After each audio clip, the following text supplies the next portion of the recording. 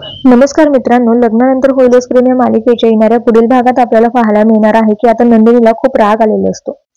ती आता बेडरूम मध्ये सगळे कपडे इकडचे तिकडे फेकत असते आणि बोलू लागते की मी किती प्रयत्न केला आमच्या नात्याला टिकवण्याचा, एकत्र आणण्याचा, सगळं सांभाळून घेण्याचा, पण जर जीवाला माझ्यासोबत नाही राहायचंय तर मला हे नातं पुढे टिकवून ठेवून काहीच उपयोग होणार नाहीये. आता लवकरात लवकर मला जीवांना मोकळं करावं लागणार आहे.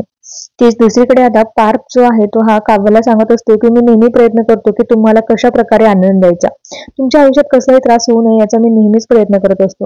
पण जर मीच तुमच्या आयुष्यातील त्रास असेल तर मग हा त्रास सुद्धा मी काढून टाकेल. तुम्ही माझा नवरा म्हणून कधी स्वीकार केला नाही, पण मला वाटलं की आपल्यात एक मैत्रीचं नातं तरी निर्माण होईल. पण मात्र ते देखील झालं नाही. मीच चुकीचा होतो. मी नेहमीच तुमचं मन जिंकण्याचा प्रयत्न केलाय, पण मी जिंकू शकलो नाही. पण जाऊ द्या, माझंच ते नशीब. पण मी तुम्हाला आता पुढे जास्त त्रास होऊ देणार नाही. मी तुमच्या आयुष्यात असलेलं नकोय ना तुम्हाला, हेच हवं आहे ना तुम्हाला, तर मग मी तुमची इच्छा पूर्ण करेल. मीच तुमच्या आयुष्यातून लवकरच निघून जाईल. असं म्हणत आता पार्थ तिथून निघण्याचा प्रयत्न करतो, पण त्याच्या डोळ्यामध्ये अश्रू असतात. त्याला खूप त्रास होत असतो. तर आता पुढे काय होतं हे बघूयात, पण तुम्ही मालिका पाहताय का आणि मालिका आवडते का ते नक्की कळवा. धन्यवाद.